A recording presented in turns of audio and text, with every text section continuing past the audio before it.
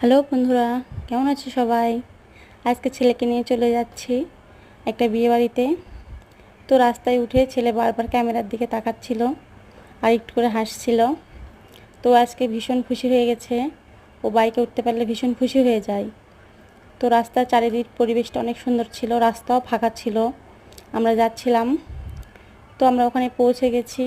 যে বউয়ের সঙ্গে একটু ছবি উঠায় নিলাম। চারিদিকে সবাই এখানে দাঁড়িয়ে আছে, বউ নতুন বউ সবাই দেখতেছে। তো তারপরে আমরা খেতে বসলাম।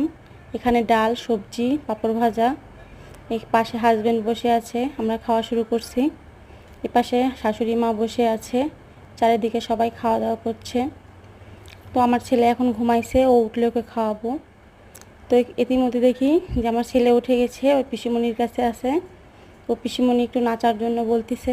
তো ও তো ভীষণ লজ্জা পাচ্ছে, নতুন জায়গাতে আসছে। ও বারবার শুধু আমার দিকে তাকাচ্ছিল যে নাচবে কি না।